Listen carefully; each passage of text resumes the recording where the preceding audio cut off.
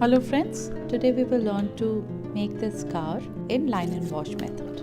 With the help of a pencil, I am looking at the angle the surface of the car is coming at. Now when we are making things which are a bit of a geometric figure or shape such as a car, we can use this angle technique, and also to make buildings. This really helps in the perspective and getting the perspective and the angles of the object that we are trying to make correctly.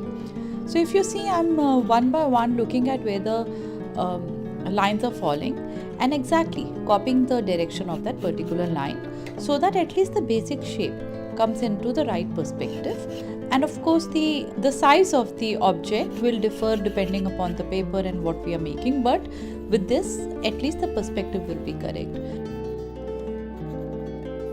While making the tiles, you've got to be a little careful because it's not a circle, it's an angular oval. So you see as to which angle it would come in and then draw. Right now I'm giving lines and outline to the other area of the car, so kindly observe and learn.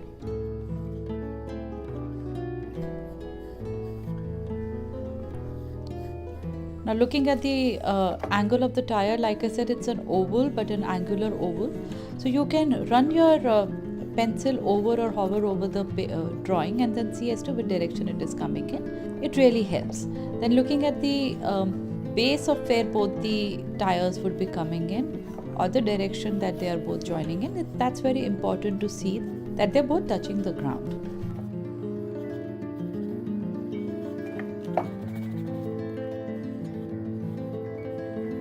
Like I always say that the basic drawing is very critical for any kind of a painting work, even if it's watercolor, acrylic or line and wash. The proportions and the drawing is what will make your final outcome. Even if it's a pencil sketch or a shading with the pencil, the drawing got to be good and in proportion for your final outcome to come correctly.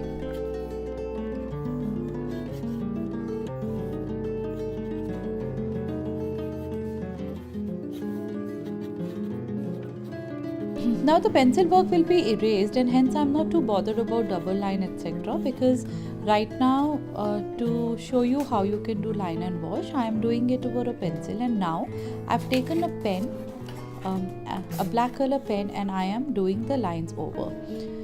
Because there is a line on a pencil earlier, it will really help get you the confidence to go with the flow. In a line and wash, it actually makes it look good if you are not lifting your pen quite a lot while making the lines and run over. So a dual line or a little bit of an edgy line actually looks good. So if you see now that I'm doing over the line again, and it will actually look pretty. Line and wash can be done in two ways. One is a simplistic car that I am doing right now, or in buildings and multiple complexes. It depends as to what kind of complexity you want to bring in. Right now for beginners, I am trying to do a basic line and wash kind of a work.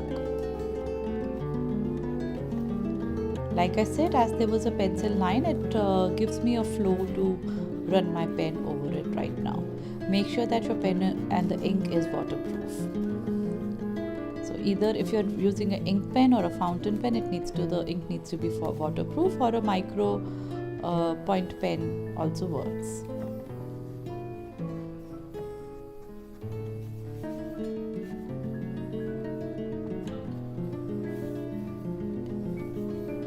A line and wash technique is very interesting and gives you a lot of confidence to work further on your art, and especially gives you experience to use watercolor.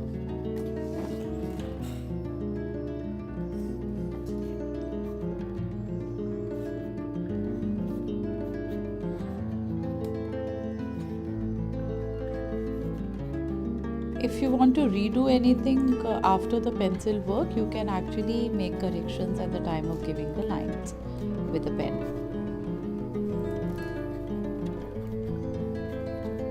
What I'm doing right now is the insides of the car, or some basic stuff across the car.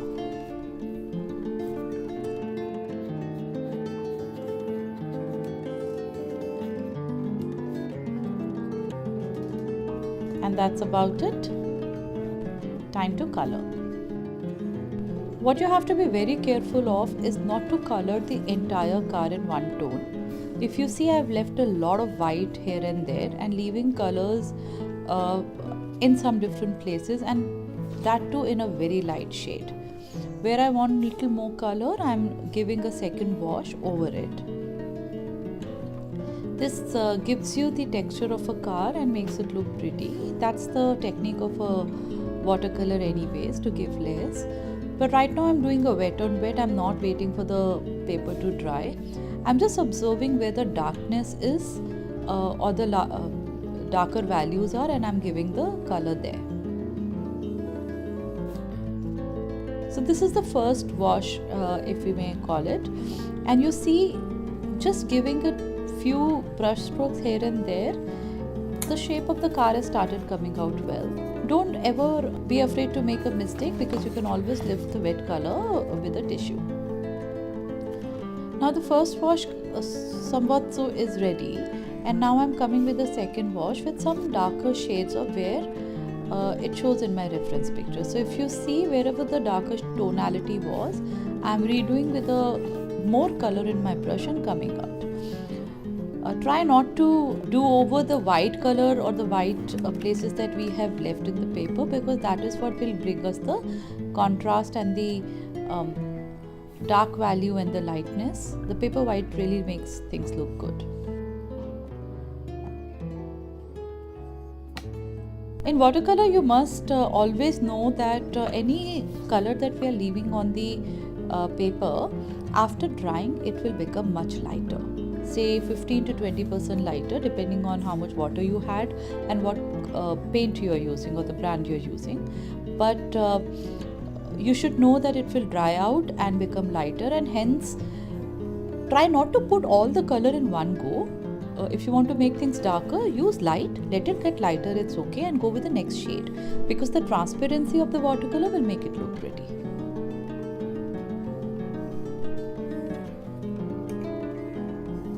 So wherever I think I do not want the color, or I have probably spread it around, I'm lifting it with the tissue paper.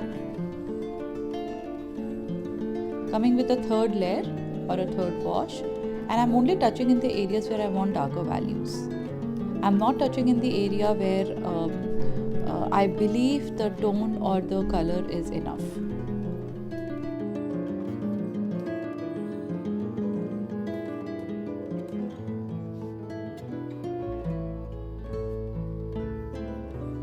Please observe and learn.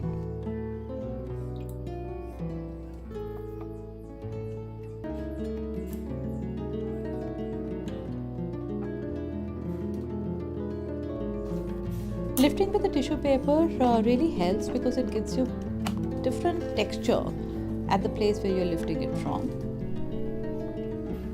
Leaving some grey within the light and not covering it fully, and that gives you the reflection kind of tone.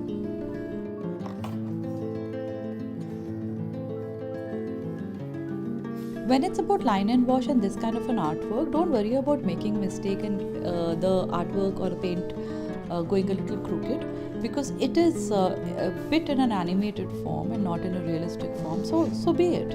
If it's going a little out of shape, color is spreading a little, just enjoy the process.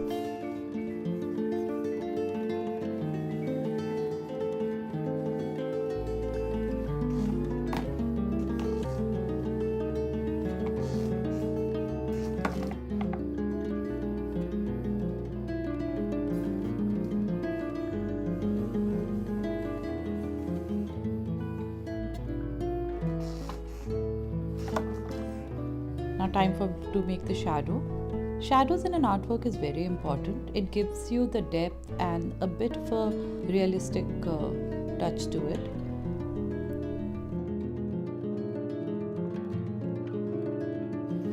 Time to give the background. I haven't chosen any particular color for the background, and I think it was a little bit too deep or darker, so I'm lifting it with the tissue paper. And like I said, the advantage of lifting the tissue paper is that it will give you some patches, which helps. And of course, like I said earlier, it will dry out and become lighter. So that's what all I have to do for the background. And coming with the pen again, I am giving some lines where I believe it deserves a little more, and that's okay. But please make sure that you do it only when the paper is dried out. And that's about it. With a few touches there, my artwork is ready. It's that simple. Please try it out and like, share and subscribe to my channel for weekly updates. Thank you.